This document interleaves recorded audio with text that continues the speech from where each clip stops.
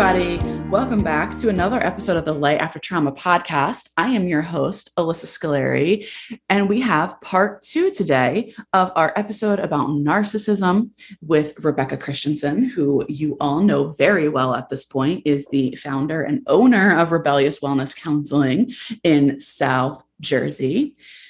We are just going to jump right into it, pick up where we left off. So if you have not listened to last week's episode, please be sure to do so because we are breaking down narcissism into a 2-part episode. And this is part 2. So if you didn't listen to part 1, please remember to go back and listen. And really, we are just kind of picking up where we left off. And where we left off is wanting to talk about the differences between covert narcissism and overt narcissism, because narcissism can be glaring and in your face, but it can also be much more subtle. And I think Rebecca and I can probably both agree that both types are terrible, but covert narcissism can be, I don't know if I want to say a little bit more insidious, but it can be much more confusing for the victims. So do you want to take it, Rebecca? What do you have to say on that? One of the ways that narcissism can be covert is that sometimes narcissists play this like sort of down, depressed. They elicit empathy and you always end up feeling sorry for them. And so people are like, oh no, they're not like a narcissist. They're depressed. But certainly there are times where people are depressed and are down and do need empathy and support. The problem is that a narcissist uses that to like entice people to feel sorry for them. But those traits of narcissism, like selfishness and, they're never like really trying to help other people. It's always just about getting people to like help them. It's always about them. Yes. Yeah. Like I can think in a relationship, right? A red flag for this could be, and I guess I should say this, and I think we might have said this in the other episode, but if we didn't, then it bears saying now. So Rebecca and I are giving examples, but we are, the loved one in your life that you are thinking may or may not be a narcissist. We are not diagnosing this person. Right. We are, we're not that person's therapist. So we can't diagnose people. And simply because we are giving traits of, what a narcissist can look like does not necessarily mean that somebody who has these traits is always going to be a narcissist. So Correct. Just keep that in mind as you go through this process. And just kind of reflecting off of what Rebecca said, I think, a good example might be, right? The narcissist even tries to elicit sympathy if you're the one with a problem, right? Would you agree with that? Yep. Yes. Right. They elicit sympathy even if you're the one that's in the problem. It has the problem. They will turn it around so that you are then taking care of them. Like they lack that. They lack the ability to have like, compassion or empathy for other people. It always has to turn back around them. There's a very selfish nature in a covert narcissist, and they keep you in this detrimental cycle. And it's really sometimes hard to see because we typically think of a narcissist like, an overt narcissist, right? Like who is egocentric and the need for adoration and the need for and arrogant, the need for also very selfish and lacks empathy, but very overt about it. And a covert narcissist does that very under the radar. It's hard to see sometimes. Yeah, I think a covert narcissist, we can look at Adolf Hitler, I think we could say was a clear example, and potentially some other political leaders in this world at this very moment. We can clearly identify them as, overt narcissists. They are loud and out there about the fact that they really don't care about anybody but themselves and their own personal gains. But they're very charming, right? And there's that love bombing stage that we did talk about, I think, in part 1.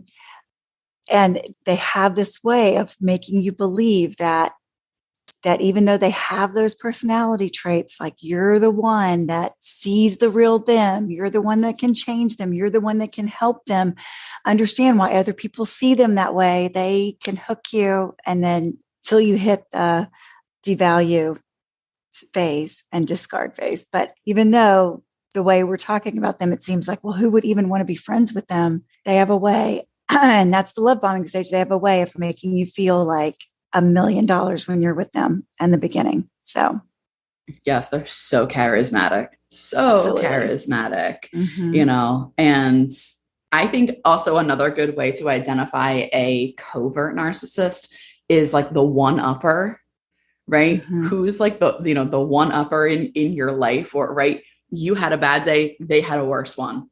You got a nail in your tire. Well, guess what? They got 4 nails in their tire. Yeah. Your kid is difficult. Well, guess what? The kid that they had is 20 times more difficult. You can't even begin to imagine how hard life is for them. Yeah. It's like the constant one-upper in your life. Yes. Yeah, absolutely. You're 100% right about that. I think one of the things we talked about in this interview is like, are all narcissists abusive? That was really, I did some research and I thought about that. And that's a hard one. Like, I don't know how to answer that. Like, I really don't.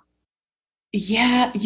I was thinking about this question too. And it's hard for me to picture a situation in which they're not abusive. Like I know we're not supposed to really be using like all or nothing, like generalizations about people, but it's really hard for me to picture a narcissist who isn't abusive, because they sort of feed off of the attention from others. So it's not like a narcissist would ever just be kind of like a lone wolf, that they would never have an effect on other people, right? I was why that's kind of exactly what I thought too. Is it's hard to imagine a scenario where that would not be an abusive cycle, where that would not turn into. It's really hard to imagine that. And I think one of the things that sort of piggybacks on what we were saying earlier about, like, as we're talking about, you think like, well, who would want to be friends with somebody like that? Who would want to be in a relationship? And as you mentioned, like, they're huge charmers. Their personalities are bigger than life. Like, you're drawn to them. And I think a lot of times, at least when I see people, I'm sure when you see people too, who have been victims of narcissists, they feel ashamed and feel like there's something about them that like allowed them to, they're not smart, or they're not, self-aware, all these different things. And so I thought that was really important to point out that narcissists get attracted to people who are intelligent, who have really good qualities. They are empathic, and they do have a lot of compassion, and they show a lot of heart, and they're open, and all, like, that's who narcissists are attracted to. Yes. So if you have those qualities, which are all really good qualities, like, you're a target for a narcissist. They're not going to, they need their ego fed, and they need it fed by somebody who's intelligent and self-aware and open and empathic and can be vulnerable and like are mature and have a lot of friends like that. That's who they need their ego fed. So like the qualities that most of us strive to have are all what narcissists target. 1,000%. 1,000%. They're not going for easy prey, because it doesn't do anything for their ego, right? Relationships are all about feeding their ego. All about feeding their ego. People are all often successful and have many achievements and all those things because that is who they want to like feed their ego, right? If they can hook them, if they can, then like it just is all the better too. And I think that's an important thing for people who like, because they break you and you come out of that abusive relationship and you feel none of those things about yourself. Yes. That feels like another person. That feels like the former you.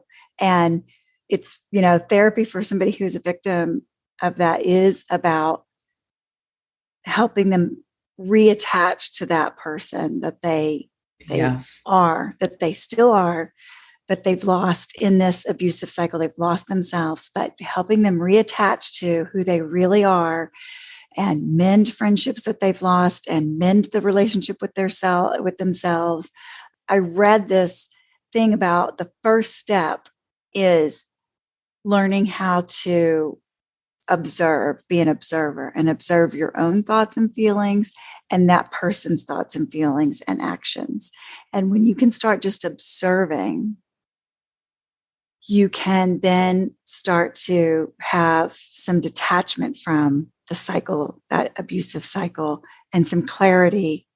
And then, obviously, once you start to detach, going to therapy and starting to reattach to that former self that you feel like you lost is so important. But I read this thing about if you don't know where to start meditating and be mindful, because meditation teaches you how to detach from your thoughts and feelings. And I always thought that was like such a great piece of advice because it's so true. If you just start meditating, just the act of meditating forces you to detach from your thoughts and feelings and observe them.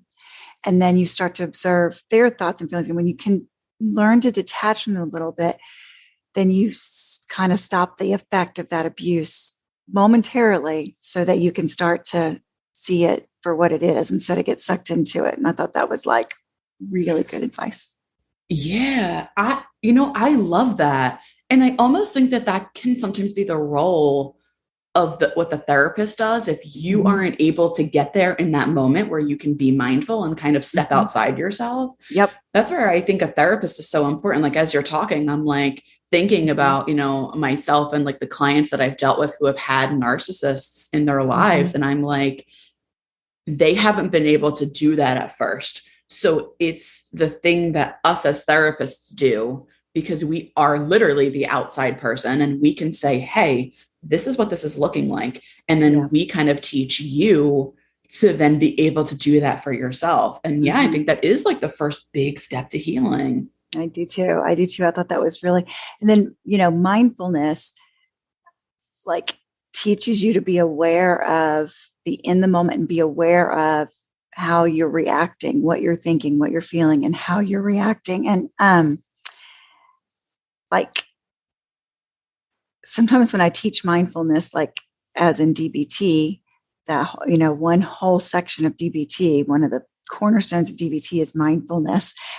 And sometimes when I teach it, I talk about like self-respect and like personal integrity and being able to like be mindful of what you're thinking, what you're feeling, and how you're reacting and how that's landing and what your intent is. And there's a certain amount of self-respect and personal integrity when you can stay mindful and be aware of those things, because you're more likely to react in a way that is congruent with your intent. I thought that was like really interesting. Like also the role of a therapist in helping somebody heal from narcissistic abuse, like to help people, teach people mindfulness and teach them how to like, because you get sucked into that abuse and you become reactive. You become, that's why I say like that can break you. You can become somebody that you didn't even recognize. And oh, absolutely. Yep. And you can break off friendships, family relationships, whatever, you have to do to like keep that relationship because it becomes all important to you. So I feel like mindfulness is like a really important skill too in the treatment of like healing from a narcissist. Yes, no, it's so important. And I think about my own experiences, and I remember, you kind of say like, you don't even recognize yourself. Like, you don't even know how you end up, light years away from who you used to be. And you don't know how you got there or how you're even going to begin to get yourself back. I remember when I was dating a narcissist, and for the listeners, if you've been a longtime listener on this podcast, you all know about my experience with, being in a very abusive relationship. I left my home, moved in with this dude, and before I knew it, literally before I knew it, I had cut off my entire family, didn't speak to any of them. And I was looking for apartments for us to live in. I was a college kid. I couldn't afford an apartment. I could barely afford a cup of coffee. But I was like suddenly like about to pay, 50% of the rent for a really fancy apartment in a really ritzy area because he told me that this would make, me happy. And I was like, this doesn't make me happy. I'm going to be alone and broke. Yeah. And you're going to be living with me. And I don't even think I like you.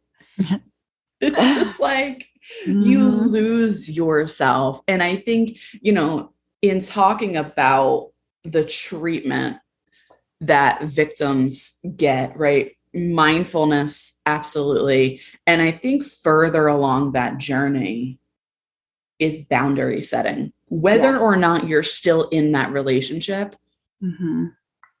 Boundary setting, right? Would you agree with that? Absolutely. Yes, absolutely. I think that I think that's sort of, like you said, farther down that journey. I feel like once you can start to detach from the thoughts and feelings that you're having, and you can observe what's happening for you, and you can observe what's happening for them, and you can start to identify the abuse, and you can start to become mindful and aware of what your needs and wants are, and not just what the narcissist's needs or wants, and your desire to fulfill that bottomless well. You can start to again focus on what some of your needs or wants are. I feel like then you have boundary setting is and some people were really good at boundary setting, and then they got caught up in a narcissistic abuse cycle and they've lost that ability. It's just kind of remembering boundaries are life sustaining. We need boundaries for everything. And your whole life, boundaries do not make you a selfish person. Boundaries make you a healthy person.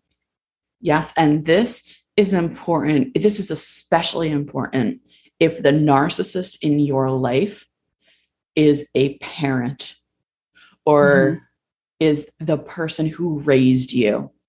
Yep. This is especially important because oftentimes we have parents or caregivers who are narcissists, and it's not so easy to just cut them off because you can't just break up with them.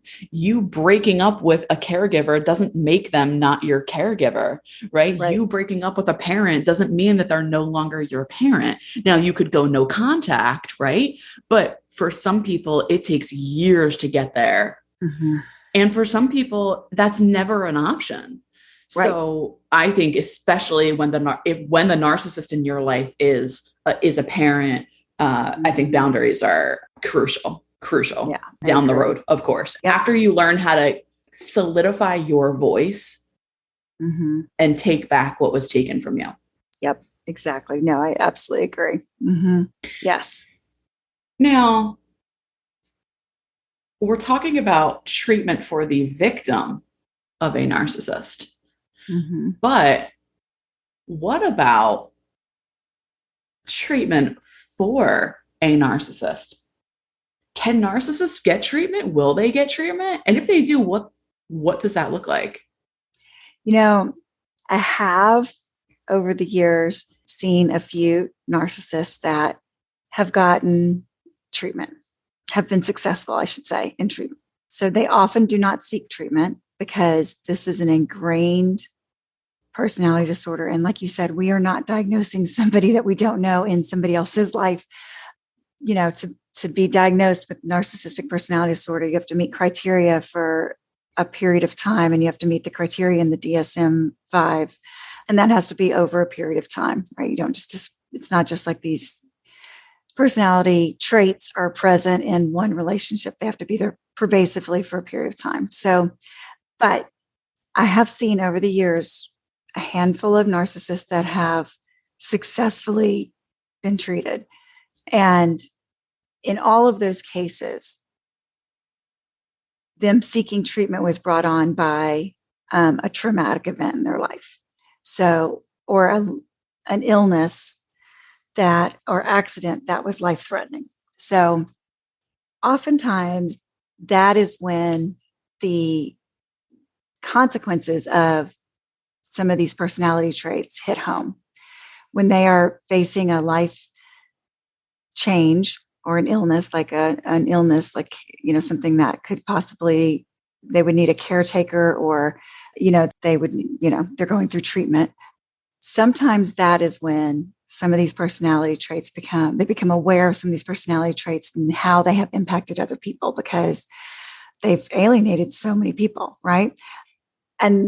Or some sort of tragedy. So I have seen one narcissist who went through the loss of a child, and that really shook him to the core. I think it was somewhat some of his family and friends' reactions to that tragic loss that made him seek treatment and want to understand why he was that way and wanted to change. And it was years ago, many years ago, but I do believe that he successfully changed. Treatment for him was some exposure therapy, learning to sit with the uncomfortable truth of like his fragile ego and how anxious, like how he would do almost anything to cover that anxiety, or, have that, like, for somebody else to soothe that anxiety. So exposure therapy and DBT, because I think that all people with narcissistic personality disorder really missed some of the cornerstones of DBT that DBT can teach you, like emotion regulation, distress tolerance, interpersonal effectiveness. I think they're missing all of those. Mindfulness. I think they're missing all of those. They didn't learn them along the way, because they learned very early on to get their needs met. They had to manipulate, and that worked for them. So they never stopped manipulating. They never learned how to tolerate distress. They never learned how to regulate their own emotions. They just expect somebody else to feed that fragile ego, and they keep manipulating to get that need met. They don't really worry about meeting their own needs. They never meet their own needs. So, some exposure where they are sitting, not literally naked, but emotionally naked, and how watching their being able to force them to regulate those emotions and learn skills then to regulate those emotions. And interpersonal effectiveness is really fascinating. The few times that I've been able to teach that to a narcissist, because they think they are very interpersonally effective because they always get their needs met. But what they don't realize is that they burn through. It's in an abusive way. So even though they think they're getting their needs met, they're just chewing up and spitting out somebody else. They're not actually meeting that need. And right. They're not fostering any genuine connections. Nope. And so that's always fascinating. So that, I think they can. I think typically it's too painful for them. And so I feel like that's why it has to take a life-threatening illness or some sort of tragedy for them to get this kind of, not always, but. Yeah. For the listeners out there who might not know what DBT is, right? That term might be new. I'm trying to think of a good way to summarize what DBT is. I love DBT, and I used to hate it, but your girl loves it now. DBT is a type of therapy. It stands for dialectical behavioral therapy. And that is really a fancy term for dialectical. That term in itself kind of means that both can exist, right? The good and the bad, living in the dialectic where all of it can be true and you can kind of sit with it. Would you agree with that, or am I off on that definition? Yeah, no, I think that's spot on. It's a set of skills. It's, Yeah, DBT is really heavy with skills that, again, teach you how to effectively communicate with other people, how to deal with your emotions if your emotions are feeling so intense and out of control. Anything else? I feel like that sums it up. It's teaching you basic life skills. But when I say basic, things that we really all need because we just nobody gets enough of it, right? Learning how to foster good relationships, learning about boundaries, learning about empathy, learning about self-compassion for yourself, taking care of yourself emotionally, things like that. And learning how to relate authentically. I think understanding how to relate your intent and have it land the way you want it to land, and mindfulness, being mindful. I think lots of things have like impacted our ability to be mindful. Our phones, social media, immediate gratification. So those have all impacted our ability to be mindful. So that's sort of what DBT is. It's skills training to learn skills related to those concepts that we all need to have. Yeah. That we all need. Exactly. And then, so going back to what you were saying about like narcissists and what will cause them to get treatment.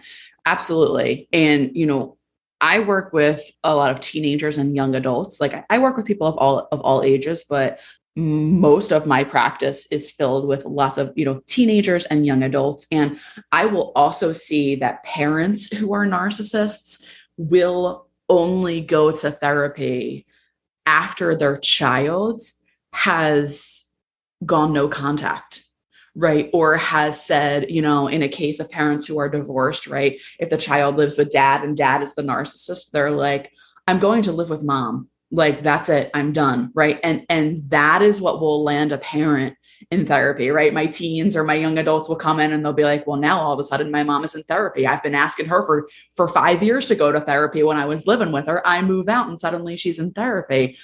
But often what I find too with some narcissists is that if they do go to therapy, they will often seek out a therapist who they can also manipulate and who will validate them. Like I've seen a lot of the parents of my kids go to therapy and then they'll come home and they'll be like, well, my therapist thinks that you're being blah, blah, blah, blah, blah, blah, blah, right? Now, whether or not the therapist actually said that, who knows? But the narcissist's interpretation of therapy can often be to their benefit. And then sometimes it can be another, kind of tool in their arsenal that they can use against their child. I'm sure you've seen that sometimes, right? Yes, absolutely. Yep. It can be another tool that they use. Like, well, my therapist said, but that therapist is getting like one viewpoint. And I always think as a therapist, if it looks really simple, there's probably more to the story. If it looks like, oh, this person is the best parent in the world, why would there be a problem? It must be the other parent or the child or whatever. Then I feel like you're probably not getting the whole story. And exactly. I also, the other time I think that narcissists show up in therapy is like in couples therapy when they're on the brink of divorce. And the person that they have abused is finally leaving or has left or has filed for divorce or whatever, and they're scared. So that is always really difficult to mediate in couples therapy. So hard. Yep. Really difficult. It's so hard. And then, so I think the one last question that I'm curious to know your opinion on is if somebody is listening to this out there right now and they are like, oh my gosh, I think that I have a narcissist in my life, right? I think that I have somebody in my life who is a narcissist. Like, would you recommend that they say it to the person that they think is a narcissist and say, you need to go get help? Have you ever seen that has been effective? No. Yeah. I don't think a narcissist is going to take that and, that critique or that, and become so like suddenly self-aware and less selfish. And like, I think that they're going to be verbally abusive to the person who says, I think you're a narcissist.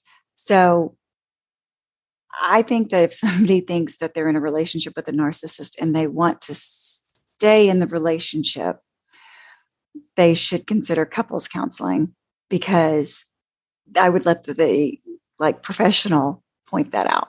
Exactly. And I think that's the only time that maybe they might be if they have a connection to a therapist and feel like that therapist understands, or at least has like the relationship, the good of the relationship, and, is their priority, and there's a chance that they might listen to some of their traits. I rarely think that calling a narcissist like a narcissist is a good idea, right? Like, I really don't think, even as a therapist, I usually just identify the traits, like, can you understand how that feels self-serving? Like, can you understand how that can be really construed as like there's a flavor of arrogance in that. There's a flavor, like, I feel like that's much more palatable to a narcissist than being like, I think you're a narcissist. Like, you should, I just feel like that's, yes, absolutely aggressive. So I think, I feel like pointing out the traits, that's not to say that I haven't said, I think that you have a lot of narcissistic traits. I just don't always say that till I formed a relationship where they trust me enough that I can say that, and they'll actually receive it as constructive. Right. Exactly. Well, thank you so much for joining Always part a pleasure. 2 with me. This is one of my, I don't know, I'm very passionate about talking about this. I love it. And I also think that narcissism can be really overused. And I think it's one of those words that people just kind of throw out there very lightly, but it's actually really, really damaging. So, kind of just like we talked about, if you are listening and you resonate with this and you feel like you have a narcissist in your life, you could potentially be opening yourself up to being hurt and opening yourself up to more abuse if you do directly confront that person and say, hey, I think you're a narcissist.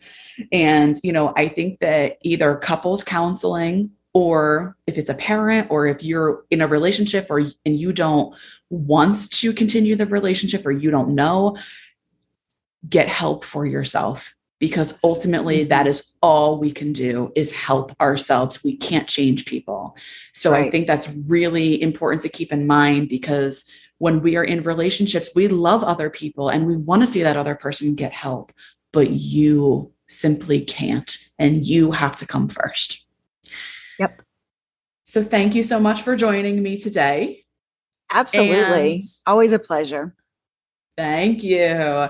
I hope that everybody has a wonderful week. Hang in there. I know times are tough right now. I will be back next week with another episode. And until then, I will be holding you all in the light. Thanks for listening, everyone. For more information, please head over to lightaftertrauma.com, or you can also follow us on social media. On Instagram, we are at lightaftertrauma, and on Twitter, it is at lightafterpod. Lastly, please head over to patreon.com/lightaftertrauma to support our show. We are asking for $5 a month, which is the equivalent to a cup of coffee at Starbucks. So please head on over again. That's patreon.com/lightaftertrauma. Thank you, and we appreciate your support.